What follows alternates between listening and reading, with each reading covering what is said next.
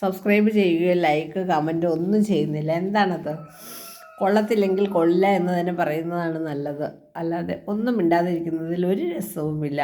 അപ്പോഴല്ലേ പോരായ്മകൾ നമുക്ക് തിരിച്ചറിയാൻ പറ്റുകയുള്ളൂ. പിന്നെ ഗൈസ്, ഇന്ന് ഞങ്ങൾക്ക് അഷ്ടമിയൊക്കെ വരികയാണ് കേട്ടോ. ഡിസംബർ വൃശ്ചിക മാസത്തിലെ അഷ്ടമി. ഞാൻ വൈക്കത്താണ് താമസിക്കുന്നത്. അതുകൊണ്ട് തന്നെ വൃശ്ചിക മാസത്തിലെ അഷ്ടമിയാണ് ഞങ്ങളുടെ ഏറ്റവും വലിയ മഹോത്സവം. ഞങ്ങളുടെ നാടിൻ്റെ ഏറ്റവും വലിയ ഉത്സവമാണ് ഉദയനാവൃത്തപ്പൻ്റെ കാർത്തിക വിളക്ക്.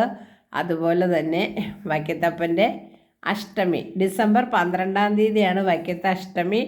എല്ലാവരും വരണം, എല്ലാവരും വന്ന് ഭഗവാനെ തൊഴണം. അപ്പോൾ വൈക്കത്തഷ്ടമിയുടെ ഭാഗമായിട്ടും ഉദയനാപുരം അമ്പലത്തിലെ കാർത്തിക വിളക്കിൻ്റെ ഭാഗമായിട്ടും ഞാൻ വിചാരിച്ചു ഞങ്ങൾ തിരുവാതിരകളി സംഘം, അതായത് ഞങ്ങളുടെ NSS പടിഞ്ഞാറമുറി കരയോഗത്തിൻ്റെ പേരിൽ ഒരു തിരുവാതിര ട്രൂപ്പ് അറേഞ്ച് ചെയ്തു. അങ്ങനെ തിരുവാതിരകളിയുടെ പ്രാക്ടീസ് തുടങ്ങുകയാണ്. അതുപോലെ തന്നെ ധനുമാസത്തിലും തിരുവാതിരയാണല്ലോ, അപ്പോഴും നമുക്ക് തിരുവാതിര കളിക്കണമല്ലോ. അപ്പോൾ അതിന് വേണ്ടിയിട്ടൊരു തിരുവാതിര പ്രാക്ടീസ് തുടങ്ങാമെന്ന് വിചാരിച്ചു.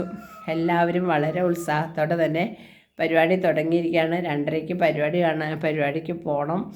പിന്നെ ഷൂട്ടിങ് ഇപ്പം മഴ ആയതുകൊണ്ട് പോകുന്നില്ല ഗൈസ്. ഒറ്റക്കൊമ്പൻ്റെ വർക്കിന് പോയി വല്ലാത്തൊരവസ്ഥയിലായി നമ്മുടെ ശരീരം. നമുക്ക് അസുഖങ്ങൾ ബാധിച്ചു. കാരണം ഫുഡാണെങ്കിലും നല്ലതല്ല, അതുപോലെ തന്നെ തണുപ്പ്, മഴ, ഇതൊന്നും നമുക്ക് പറ്റുന്നില്ല. കാലാവസ്ഥ പറ്റാത്തത് കൊണ്ട് ഞാനിപ്പോൾ കുറച്ച് ദിവസം അവധിയെടുത്തു. പിന്നെ വേറെ എന്തൊക്കെയാണ് വിശേഷം? അപ്പോൾ എല്ലാവരും അഷ്ടമിക്ക് തൊഴാനായിട്ട് വരണം. വൈക്കത്തപ്പൻ്റെ സദ്യ ഉണ്ണണം, പ്രാതൽ, അന്നദാനം, എല്ലാ നടക്കിലും വഴിപാടുകൾ എല്ലാം ഉണ്ട്. അപ്പോൾ അത് ഒരുപാട് കാണുവാനുണ്ട്. അപ്പോൾ എല്ലാവരും ഭഗവാന്റെ തിരുസന്നിധിയിൽ വരണം. ഞാൻ നേരത്തെ തന്നെ നിങ്ങളെ അറിയിക്കുകയാണ്, ഈ യൂട്യൂബിലൂടെ തന്നെ നിങ്ങളെ അറിയിക്കുകയാണ് കേട്ടോ ഗൈസ്. പിന്നെ പ്രത്യേകിച്ച് പറയാനൊന്നുമില്ല. എല്ലാവർക്കും സുഖമായിരിക്കട്ടെ എന്ന് പ്രാർത്ഥിച്ചുകൊണ്ട് നിർത്തട്ടെ. Okay, by.